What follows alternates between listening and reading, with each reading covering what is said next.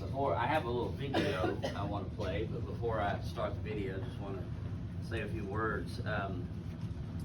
You know, that I don't know who it was that mentioned that the best thing you could do for your mama was go with her to church and sit with her. My mother would have been that way. My mother loved for us to go to church with her, and even as an adult, you know, if I was doing something or could take the time, wasn't doing something in the church and could take the time to sit with her, she just loved that. I want to read a scripture with you this morning before we begin also. It's my Bible app's doing weird things here. Oh, it's wishing me Happy Mother's Day. Isn't that weird? You know, technology anticipates everything, but always at the worst possible time. But anyway, let me see if I can find it. It was, yeah, here it is. 1 Chronicles chapter 16. And we'll jump in there at verse 23, I believe it is. Yeah. Okay. Just lay your phone down and it jumps off where you're trying to read. Okay. Sing to the Lord, all the earth. Proclaim the good news of his salvation from day to day. Declare his glory among the nations, his wonders among the peoples. For the Lord is great and greatly to be praised. Now, I grew up in a musical family. Some of y'all may know that if you know Clay. And but then I was called to preach, and so I was the weird one. And because everybody in the Fallon family was always very musical, but I still love to sing and praise the Lord and have exaltation of God through music. But today I'm a teacher and a preacher of the word. It goes on to say this: he is also to be feared above all gods, for all the gods of the peoples are idols, but the Lord made the heavens. Honor and majesty are before him, strength and gladness are in his place. I went to Mexico 4 years ago, almost 4 years ago, really to honor my father-in-law. I was very fortunate to marry into a family of missionaries, and my wife's father's name was Ford Wilson, and her parents are both dead, so are mine. But we were there in Mexico after he served for 65 years in Mexico, and as you'll see on the video in just a moment, the little mission that he planted outside the city of Oaxaca, and I believe he started in 1956. And he built a house there. He was sent down by a Baptist mission. All they had was a piece of property. And you go down there and you're just going to have to figure it out. You know? They had bought him a little piece of property down there. And he dug out the basement and they laid the foundation. They built this little house. Well, today, that little house is the offices of a Baptist seminary right there in the city of Oaxaca, which the city has just grown up around it now. And after we had served 8 years in Jamaica, been in and out of Mexico a lot because my wife had family there, we weren't too sure. You know, you start getting older and you're just kind of like, I don't know, God. Yeah. This has been in our hearts that one day we would move to Mexico, you know. They were lowering Ford into the ground in the graveyard when he died. And we looked at each other and we both really practically said it at the same time. It's time. We're going to move to Mexico. At 60. And I'm being stretched today. My wife is fluent in Spanish. It was her first language because she was born in Oaxaca. But I don't know, any of you ever tried to study a foreign language over 50? I didn't start till I was 62 years old. So I'm still learning Spanish, but my wife is fluent. She helps me out where I need it, you know. But it's very exciting what God is doing with us. We spent the first 2 years in Mexico City, And we got hooked up with a ministry that plants Bible schools, ministry training schools all over the country. And we were happy in Mexico City teaching in one of their schools. And during COVID, we got the sad news that the director they had down in Oaxaca suddenly died of COVID. And our national director sent out a message. Well, who would be willing to move to Oaxaca to take over this Bible school? And I told him, I said, well, my wife was born in Oaxaca. You need to ask her. So my wife's really the director because she's the only one fluid enough to handle all of that. And that's why she stayed in Mexico today. I want to show you a little video. Part of this is going to be an update we did last November. And then part of it is just going to be images that I will narrate live of the indigenous people. Southern Mexico, maybe you didn't know this, has over 15 indigenous tribes who don't speak Spanish. They speak dialects. And in the state of Oaxaca, we have all 15 of them in that state. And there's still a lot of villages up in those mountains that do not have a single evangelical church. So our goal is to train our Mexican students to be missionaries to the indigenous in their own country. So that's one of our main goals. Let's watch the video.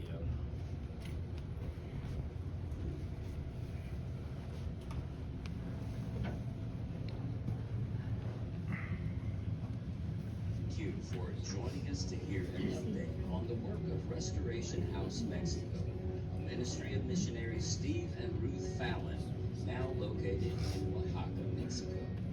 During their first 2 years in Mexico City, Steve and Ruth had developed many friends and ministry partners in local churches and with Christ for the Nations Mexico. They were teaching and preaching regularly with many ministry opportunities. Then the invitation came in late 2021 to move to Oaxaca to take over the CFN satellite being developed there. The transition from urban life in a city of 22 million to the indigenous population of Oaxaca has been challenging. The culture, food, and many things about life in Oaxaca is very different from northern and central Mexico. The city of Oaxaca is located in a state in Mexico that is also called Oaxaca. Known for its colorful colonial-styled streets, Oaxaca has become an international arts center for indigenous food, culture, and art. The state of Oaxaca contains many different indigenous tribes that still speak over 100 different dialects. Many of these groups still don't have the whole Bible translated into their own language, and some villages still don't have even one evangelical church. Now living just minutes away from her childhood home, the move to Oaxaca has been in a way like going home for Ruth. The house she grew up in and that was built by her father is now the main office for a local Baptist seminary. Listen while this brother and sister give us a sample of one of the Mixtec dialects. These two grew up in terrible poverty, only speaking this dialect, never hearing about Christ, but only the Mixtec gods. Missionary outreaches to their village changed all that when their parents got saved and made sure their children received a Christian education. Knowing Jesus has opened up a whole world of opportunities for Chelly and Ruben. Hablas y yo te traduzco algunas frases. Por ejemplo, yo, ñanasocochun, es mixteco, que quiere decir Dios te bendiga. una frase que quieras decir, yo te traduzco.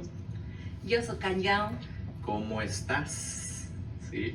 Ahora, Dios me ha permitido, nunca lo soñé, nunca lo imaginé. Yo le voy a pedir a mi hermana que hable una frase en mixteco y voy a traducirla al inglés. Mietio wa aquí ye un tanda umato ocha ka andi so oyi. It's a good opportunity to have you in this moment, and you are watching us to speak all. So I cut that off at that point, and this is going to start showing some other images in just a moment, but If you're like me, you hear that dialect and you think, well, it's almost like Chinese Yeah, or it did. something Yeah. very Oriental. And so this is an aerial view of the area where we live now, the city of Oaxaca. That dome building right there, that's the church, and that building is where we hold our Bible school. And so we use church buildings to run our satellite schools, and that church is our partner there in Oaxaca City. These other images are just going to be some images of the landscape and of the people in Oaxaca. Oaxaca is a place where music and art and food are really revered. The people prepare food there like it's some sort of religious activity. They're very, very focused and specific. Food has to be made carefully. It takes a long time. We were shocked when we found out that up in the far mountains, up about 8,000 or 9,000 feet, they still build out of wood. They have a lot of trees. Did you know there are actually alpine forests in the mountains of Mexico at an elevation of 9,000 feet? So we are now working with a partner in one of those high altitude towns who runs a missions training school up there. And we're going to be having some partnership with them to help prepare our students to go into these tribes. One of the things I really love about the indigenous people there, though, they have a lot of history and culture, and they value that. In fact, so much so, though, sometimes they're very reluctant to be involved with outsiders. Those are just a few images of Oaxaca for you to enjoy today. Can we get the lights back on? Are the indigenous people what we would consider Indian Yes. tribes? Well, and you know, there's a lot of anthropology researchers that are going into a lot of the evidence to try to understand where the pre-Columbian people of North America and South America came from. Many people believe they came from over Siberia. You know, like they have features a lot in common with the Eskimos, for instance, but also some features very much in common with the American Indian tribes. Yes. In those remote parts, that's where you will find people that are still pure-blooded Mixtec, Zapotec, and those kind of groups. Because when they come into the cities, you know, there's been 600 years of intermarrying with Europeans. Mexico does have a black population, very small, and now there's a lot of research going into whether or not they were there pre-Columbian. In other words, whether or not they were there before Columbus came and Spaniards came. Some people believe they were, but some say no, they're just slaves that were set free. But in Mexico, when you're out in the rural areas, especially, people tend to be very colorblind. They treat you with love and respect, no matter who you are. And it was strange for me. I lived down on the coast. There's where most of the African heritage people, the black people, live in the coastal areas. And I'm going into town and I'm seeing a lot of black people speaking Spanish. That was just a little weird for me at first, but they're very fluent. You know, they grew up there. I would just someone was saying, well, you look a little, I don't know what the word was, but anyway, sometimes people say, look a little rough with that long beard, but so what happens though for me, I went to a little place called Cacalote last year, and there is a missions base there called Roca Blanca, and they have a Spanish school, and I stayed there around 7 months trying to fill my head with as much Spanish as I could get in a short period of time. And one of the little girls in town saw me, and the beard was shorter than it is now, and she said to the people I was with, she said, could I speak with Santa Claus? and so, you know, I said, well, have you been a good girl? You know, so, she started telling all the other little children, Santa lives in Cacalote. You know, so I decided, well, if they're going to call me Santa, I might as well look the part, you know, and let it grow out a little bit longer. But I thank you for your time here today. Pray for us. We stay busy. We have 4 trimesters, they call them down there, really like a quarter system. And we do 7 to 10, well, we do 10 weeks and then we have 1 week in between, and it's all year long. And so if we go anywhere, we have to cover for our classes. Right now, I have a class going on that I'm having to send material for, and anyway, it's my wife and others are covering that material. Yes. Steve, do they have a lot of tourism Oh yeah. in there? Now, Well, question. in Oaxaca, I don't know if y'all have noticed this, but a lot of Americans are fleeing to other countries. So we've got a lot of young Americans moving into Mexico City and Oaxaca, and the ones that can work online, long distance. So, but there has been a lot of tourism in Oaxaca. In fact, you'd love it if you went to visit there. It's a beautiful place. Now, how difficult is it for like an American to go down there and want to travel that country because of all the dialects? I mean, I'd love to go, but I don't know if I could. Well, I always survive recommend down when there you go without- to another country, especially an undeveloped country that's like parts of Mexico are, go with someone that knows the terrain, knows how to handle himself in a country like that. Yes, you can get yourself in trouble even in Cancun or Cozumel. I mean, so it just depends. You do have to know where to go, where not to go, things like that. Young couple that came and studied there with me in Spanish for a while came from Washington, Oregon, and they brought their 3 kids in a big Econoline van and drove down the coast through Baja, and right through Acapulco, which is now in cartel hands. Camped out in remote places, all the way down to Guatemala and all over Mexico. And I told that young man, I said, wow, you're a gutsy little dude, but yes, it can be traversed. Now, cartel is not everywhere. Oaxaca is one of the safest states. So come and see us in Oaxaca. We will put you up, put you to work. Have a missions team if you want to come down. We can actually take you up to the indigenous with our friend that is now working with us to train in missions to the indigenous. What we've been told is never go to those villages without a guide. See the And- pyramids. Yeah, the Tell 'em about- pyramids are beautiful. They're all over the place. But you need to go, if you're going out roughing it in the remote areas or rural areas, you really need to go with a Mexican who knows what they're doing. Yeah. What are their religious beliefs? Well, it's polytheism. Okay, just to Okay. begin, there are multiple gods, Okay. and there's a lot of idol worship. Very much like other tribal groups around the world, really. You have this mix of offering food sacrifices, burnt offerings, and so they still worship some of what we call the ancestral gods, and there are many of them. And so when you mix that with Catholicism, which has happened in some of the villages, now you've got all the ancestral gods, all the saints, and a whole bunch of virgins. Yes. And yeah, it gets complicated. So yeah. Are they open? They are to some degree, but that part, especially Chiapas, the state right beside us, and some in Oaxaca, has a history of driving out evangelical Christians. So what we've seen is churches have been planted in the decades past, but they're no longer there. And I was real curious about it, and so asking people, well, how did that happen? Why did that happen? And the answer has always been the same thing.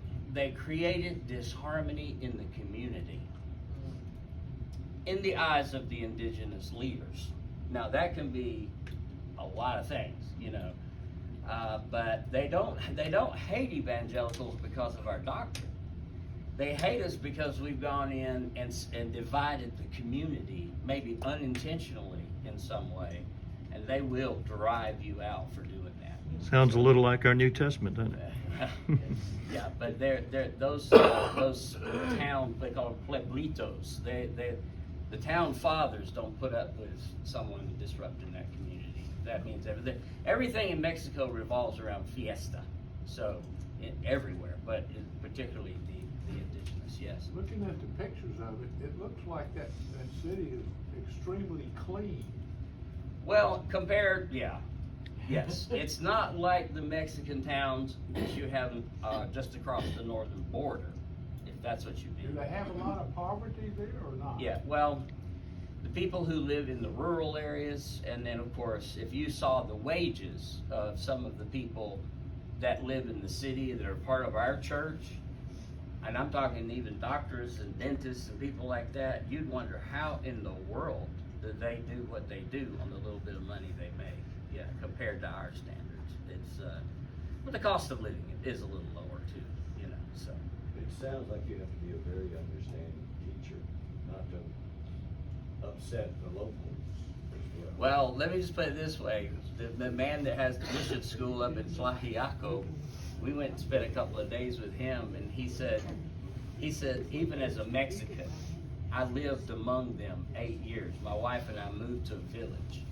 And he said there came a point during that time that they put me in the jail and told me they were gonna hang me. Ooh. Yeah.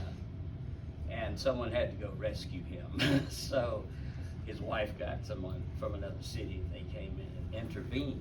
So yeah, I mean, again, go with people who know, right?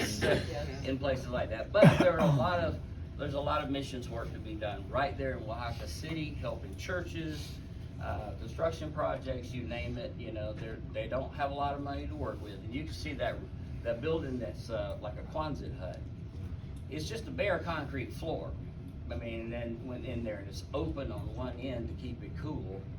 And so they have very simple lives. Bathrooms are very, how we say, non-aesthetic, and you know, they're just basic stuff. Concrete, there's the toilet, you know, that's what you get. So it doesn't matter if it's in the city. They don't put a lot of money into things like that, so because they have limited resources. Okay, thank y'all so much for.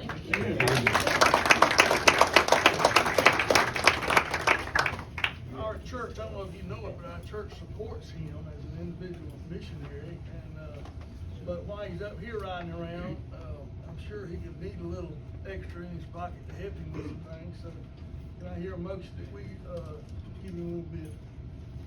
Make a motion. How much?